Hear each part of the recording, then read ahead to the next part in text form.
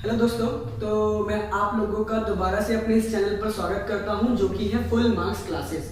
और अभी तक हम लोगों ने क्या किया, अब हम लोगों ने पहले चैप्टर को समझ लिया है और अब मैं आप लोगों के लिए उसके एनसीईआरटी के पाठ्य पुस्तक के प्रश्न लेके आया हूं और उसको हम लोग एक एक करके हल करेंगे। चलिए शुरू करते हैं। तो देख सकते हैं ये एनसीईआरटी के पाठ्य पुस्तक पेज नंबर 6 पर दिए गए प्रश्न का पहला प्रश्न है। लिखा हुआ है, वायु में जलाने से पहले मैग्नीशियम रिबन को क्यों साफ किया जाता है। यानी कि जो हमने एक्टिविटी किया था क्या कि जब हम मैग्नीशियम रिबन को जब जलाते हैं हवा की उपस्थिति में तो मैग्नीशियम ऑक्साइड बनता है, ये हमने देखा था। पर उसको जलाने से पहले हमें क्या करना होता है, उसे साफ करना होता है। तो प्रश्न यही पूछा हुआ है कि ये क्यों किया जाता है। तो क्या होता है कि जो मैग्नीशियम है, जो हमारा मैग्नीशियम है वो क्या होता है, वो वायु के संपर्क में आने से इसके ऊपर, मैग्नीशियम के ऊपर एक पतली सी परत चढ़ जाती है। किसकी? अब ऑक्सीजन की। वायु कहें तो वायु में कौन हमारा? ऑक्सीजन। क्या है? ऑक्सीजन। यानी मैग्नीशियम के ऊपर क्या होता है, मैग्नीशियम के ऊपर पतली परत चढ़ जाती है।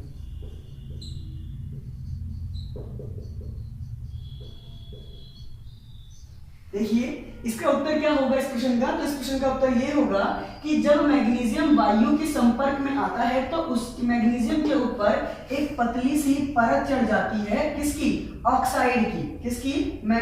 किसके? ऑक्सीजन की एक परत चढ़ जाती है जिसे हम बोलते हैं किसको? ऑक्साइड की। यानी मैग्नीशियम ऑक्साइड की बहुत पतली सी कहीं ना कहीं बहुत पतली सी परत चढ़ जाती है जिसे हमें साफ करना होता है। और हम साफ किससे करते हैं? तो हम इसको रेग मार्ग, ठीक है ना,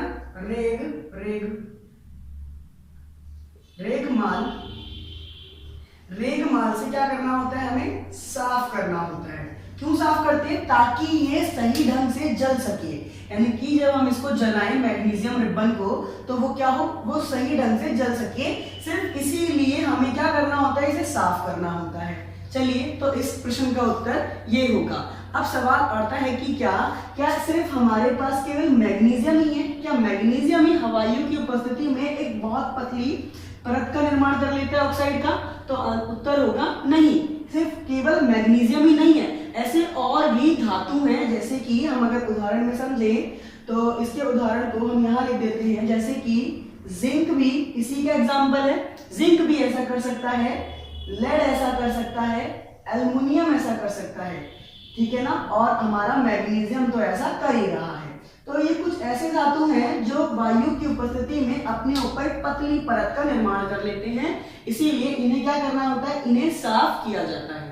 चलिए प्रश्न है हमारा, निम्नलिखित रासायनिक अभिक्रियाओं को संकलन कीजिए। यानी कि अब हमारा पाठ्य पुस्तक का प्रश्न नंबर जो दूसरा है वो लिखा हुआ है, हमें रासायनिक अभिक्रियाएं दी गई हैं जो कि शब्दों में लिखी हैं। इन्हें पहले हमें इनके रासायनिक सूत्रों में लिखना है और फिर इन्हें हमें क्या करना है, संतुलित करके दिखाना है। चलिए स्टार्ट करते हैं। तो सबसे पहले यहाँ पर एक हाइड्रोजन है।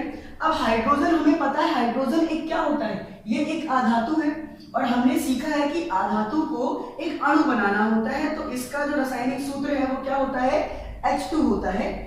और क्लोरीन में एक अधातु है तो ये इसका क्या हो जाएगा, Cl2। क्लोरीन को भी कैसे लिखेंगे, इसका प्रतीक क्लोरीन होता है Cl और 2 क्यों लिखते हैं, क्योंकि ये भी आधातु है तो अणु के रूप में ही लिखा जाएगा। अगर ये आपको नहीं समझ में आ रहा हो तो आप कक्षा 9वीं की महत्वपूर्ण बातों में जो हमने वीडियो बनाई है आप उसे देखकर समझ सकते हैं कि ये आखिर इस प्रकार क्यों लिखी गई। चलिए, अब जब ये दोनों को मिलाया गया तो क्या बना, हाइड्रोजन क्लोराइड, यानी कि हाइड्रोजन क्लोराइड। अब हाइड्रोजन क्लोराइड यानी कि HCl। हाइड्रोजन क्या होता है H और क्लोरीन क्या होता है Cl। तो इनका जो फॉर्मूला बनेगा वो क्या बनेगा, HCl बनेगा। अब HCl क्यों बना, तो ये भी हमने आपको कक्षा 9वीं की महत्वपूर्ण बातों में बहुत अच्छे से सिखाई है। चलिए, ये हमने इसको रासायनिक सूत्रों में लिख लिया। अब हमें इसे क्या करना है, इसे हमें संतुलित करना है। तो आप देख सकते हैं इधर यहाँ पर हाइड्रोजन 2 है, क्लोरीन 2 है और जबकि यहाँ पर ये दोनों के दोनों ही क्या, 1 है। तो अगर मैं इधर इसको 2 से गुणा कर दूं तो यहाँ पर हाइड्रोजन भी 2 हो जाएगा और क्लोरीन भी क्या हो जाएगा, 2 हो जाएगा। और इस प्रकार ये क्या हो गया, इस प्रकार ये संतुलित हो गया। चलिए बहुत ही अभिक्रिया करते हैं। तो अगला है बेरियम क्लोराइड।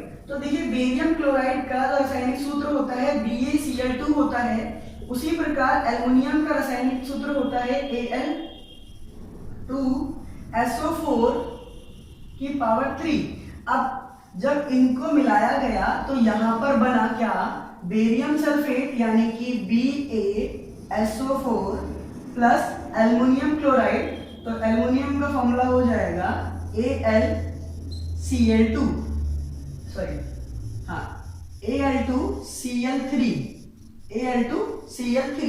चलिए ये इसका रासायनिक सूत्र हम कैसे लिख रहे हैं तो एक बार मैं आपको समझा देता हूं। वैसे तो देखिए बेरियम और क्लोराइड, बेरियम की संयोजकता 2 होती है, क्लोरीन की 1, जब हम तिरछा गुणा करते हैं तो ये आता है BaCl2। उसी प्रकार से एल्युमिनियम और सल्फेट, इसकी संयोजकता 2 होती है, इसकी 3, तो जब हम गुणा करते हैं तो ये आता है Al2SO4 और ब्रैकेट के ऊपर ब्रैकेट क्लोज करके हमें क्या लिखेंगे, हम लोग 3 लिखेंगे। ठीक, इसी प्रकार अगर हम यहाँ देखें तो बेरियम और सल्फेट जब आपस में मिलेंगे तो इसकी संयोजकता 2 है, इसकी संयोजकता 2 है, तो जब दोनों संयोजकता बराबर होती है तो वो एक दूसरे को काट देते हैं, इसीलिए क्या आता है BaSO4 आता है। अगर हम एल्युमिनियम और क्लोराइड की लिखें तो इसकी संयोजकता 3 होती है, इसकी 1 होती है, तो गुणा करेंगे तो ये आएगा AlCl3 आएगा। तो इस प्रकार इनके रासायनिक सूत्र बनाए गए हैं। अगर आपको ये नहीं पता कि इनकी संयोजकता किस प्रकार है तो आप मेरी कक्षा 9 की महत्वपूर्ण बातें देख सकते हैं। चलिए हम इसको बैलेंस करते हैं, इसको संतुलित करते हैं। तो चलिए ध्यान से देखते हैं, हम इसको लिखेंगे नहीं, डायरेक्ट करने की कोशिश करेंगे। ये कैसे है, देखिए यहाँ पर बेरियम 1 है, यहाँ पर बेरियम भी 1 है, यानी कि ये संतुलित है। चलिए हो गया, बेरियम संतुलित है। यहाँ पर क्लोरीन 2 है, जबकि यहाँ पर क्लोरीन कितना है, 3 है। यहाँ पर 2 है, यहाँ पर कितना है, 3 है, याद रखिएगा। चलिए यानी कि ये असंतुलित है। अब एल्युमिनियम यहाँ पर 2 है, यहाँ पर कितना है, तो यहाँ पर कितना है, यहाँ पर 1 है। चलिए ठीक उसी प्रकार यहाँ पर भी सल्फेट कितना है, 3 है, जबकि यहाँ पर कितना है, 1 है। तो आप देख सकते हैं यहाँ पर हमें केवल बेरियम क्या हुआ, संतुलित है, बाकी तीनों चीजें असंतुलित है। तो चलिए शुरू करते हैं। तो हमें क्या देखा, हमने देखा कि बेरियम, क्लोरीन, एल्युमिनियम और सल्फेट को एक साथ ही लिखते हैं। तो हमने देखा कि अगर हम इस ओर की बात करें यानी कि अभिकारक की बात करें तो ये 1 है, ये 2 है, ये हमारा 2 है, जबकि ये हमारा 3 है। अगर यहाँ बात करें तो यहाँ पर 1 है, सल्फेट कितना है, सल्फेट भी यहाँ पर 1 ही है। एल्युमिनियम कितना है, तो एल्युमिनियम 1 है, और क्लोराइड कितना है, तो 3 है। तो देखिए ये संतुलित है, बाकी तीनों चीजें असंतुलित है। तो हम देखिए इससे शुरू नहीं करेंगे, क्यों नहीं करेंगे, देखो हमें क्योंकि यहाँ पर 3 को और यहाँ पर हमें 2 से गुणा करना पड़ेगा, तो इसलिए हम यहाँ पर नहीं करेंगे। हम क्या करेंगे, हम उसको लेंगे जो आसानी से कर सकते हैं। फॉर एग्जाम्पल जैसे कि एल्युमिनियम लिया जाएगा, क्यों, क्योंकि इस तरफ हम आसान तरीके से हम क्या कर सकते हैं, संतुलित कर सकते हैं। तो हमने क्या किया, एल्युमिनियम को 2 से गुणा किया, किधर किया, इस तरफ किया, यानी कि इधर उत्पाद में किया, तो यहाँ पर हमें क्या लिखना पड़ेगा, 2 लिख दिया। तो जब हम यहाँ पर 2 लिखते हैं तो हम क्या देखते हैं, कहीं ना कहीं क्लोरीन भी क्या हो गया, 2 से गुणा हो गया, और ये कितना बन गया, 6 बन गया। तो ये तो संतुलित हो गया, ठीक है ना, परंतु अभी भी कोई चीज है जो असंतुलित है, और वो हमें क्या करना है, संतुलित करना है। तो देखिए यहाँ पर सल्फेट कितना है, यहाँ पर जो सल्फेट है वो कितना है, 3 है, जबकि यहाँ पर 1 है, और ये भी कैसा है, ये भी असंतुलित है। तो कोई नहीं, हम इसको पहले करते हैं। तो हमने इसको 3 से गुणा किया, यानी सल्फेट के आगे इधर 3 लिख देंगे, तो ये कितना हो जाएगा, 3, और ये भी संतुलित हो जाएगा। अब क्या बच गया, अब केवल क्लोरीन बच गया। तो क्लोरीन इस तरफ 6 है, जबकि यहाँ पर 1 ही है, तो हम क्या करेंगे, इसको 3 से गुणा कर देंगे, तो ये क्या हो जाएगा, 6 से। तो जब हम इसको 3 से गुणा करते हैं तो हम क्या देखते हैं, कहीं ना कहीं जब हमने यहाँ पर 3 से गुणा किया तो यहाँ कहीं ना कहीं बेरियम से भी क्या हो गया, 3 से गुणा हुआ, तो ये भी 3 हो गया। ठीक उसी प्रकार जब हमने इसको 3 से गुणा किया तो ये भी 3 से गुणा होकर क्या हो गया, 3 हो गया। तो आप देख सकते हैं इस तरीके से क्या, इसे हमने क्या कर लिया, संतुलित कर लिया, ठीक है ना। तो इस प्रकार आप इसको क्या करेंगे, संतुलित करेंगे। आशा करते समझ में आएगा। आगे हम लोग चले चलते हैं। अब जो अगला है वो बहुत सरल है, ये है सोडियम। तो सोडियम एक धातु है, धातु को केवल उसके परमाणु से दिखाते हैं। तो यहाँ पर लिख देंगे Na, जल का सूत्र होता है H2O, ये हम सब जानते हैं। सोडियम हाइड्रोक्साइड, अब हाइड्रोक्साइड एक बहुपरमाणु है, आपको नाम से समझ में आना चाहिए। तो इसे लिखेंगे NaOH बनेगा, और हाइड्रोजन गैस एक धातु तो जिसको H2 लिखेंगे, ठीक है। इसे हमें क्या करना है, इसे हमें संतुलित करना है। भी आप कक्षा 9वीं की महत्वपूर्ण बातों में समझ सकते हैं। बहुत आसान हो जाएगा हम लोग के लिए। देखिए यहाँ पर हाइड्रोजन कितना है, देखिए यहाँ पर सोडियम एक है, यहाँ पर भी सोडियम कितना है, एक ही है, बिल्कुल सही। चलिए पर आप यहाँ देखेंगे यहाँ पर हाइड्रोजन 2 है जबकि यहाँ पर हाइड्रोजन कितने हैं, 3 है, और ऑक्सीजन 1 है जबकि यहाँ पर भी ऑक्सीजन कितना है, 1 ही है। तो इसे हमें क्या करना है, इसे हमें संतुलित करना है। तो प्रश्न उठता है कैसे, तो सिंपल है, अब जो चीज असंतुलित है उसे संतुलित करेंगे। कैसे करेंगे, तो देखिए हमने पीछे आपको बताया था क्या कि पानी के अंदर भी अगर हम समझे तो पानी में एक हाइड्रोजन और एक हाइड्रोक्साइड होता है। ये पीछे हमने आपको संतुलन में एग्जांपल दिया था। तो पानी में एक हाइड्रोजन एक हाइड्रोक्साइड होता है, तो इसको हम लिखते हैं कैसे, Na लिख दिया, एक OH लिख दिया और एक H लिख दिया, और दोनों तरफ ही यही चीजें हैं यहाँ पर। तो Na यहाँ पर एक है जबकि ये भी यहाँ पर एक है। यहाँ पर हाइड्रोक्साइड कितना होगा, एक होगा, और हाइड्रोजन भी एक होगा, ठीक है। ठीक इसी प्रकार से यहाँ पर हाइड्रोक्साइड एक है जबकि हाइड्रोजन कितना है, 2 है। तो हमें क्या करना है, इसे संतुलित करना है। तो हमने इसको 2 से गुणा किया। अब 2 से गुणा किया इस तरफ, यानी कि हमने यहाँ पर 2 रखा। तो जब हम यहाँ पर 2 रखते हैं तो कहीं ना कहीं हाइड्रोक्साइड भी कितना हो जाएगा, 2 हो जाएगा। कितना हो जाएगा, 2 हो जाएगा। ठीक उसी प्रकार हमें क्या करना होगा, हमें इस तरफ भी क्या करना होगा, 2 से गुणा करना होगा। तो जब हम इधर 2 से गुणा करते हैं तो हम क्या देखते हैं कि सोडियम भी 2 से गुणा होकर कितना हो गया, 2 हो गया। अब हमें सोडियम को भी 2 से गुणा करना होगा, तो हम इसको यहाँ 2 लिख देंगे, और इस तरीके से क्या ये अभिक्रिया क्या हो गई, संतुलित हो गई है। चलिए दोस्तों, अब हम लोग बढ़ते हैं अपने अगले प्रश्न की तरफ। तो अगले प्रश्न को मैंने इस तरीके से लिख दिया है ताकि मैं उसका सिर्फ थोड़ा लंबा हो जाता। तो देखिए प्रश्न ये है कि हमने क्या लिया, हमने बेरियम क्लोराइड का विलयन को जब हमने सोडियम सल्फेट के विलयन में मिलाया तो उसमें सोडियम क्लोराइड तथा बेरियम सल्फेट का अवशेप बनता है। यानी कि हमें इसको क्या करना है, पहले इसके संकेतों के रूप में लिखना है और फिर इन्हें हमें कहीं ना कहीं संतुलित करके दिखाना है। और ये जो तरीके पहला वाला जो है, इसको आप लोग हमारे द्विविस्थापन अभिक्रिया में भी कहीं ना कहीं उसी का उदाहरण है।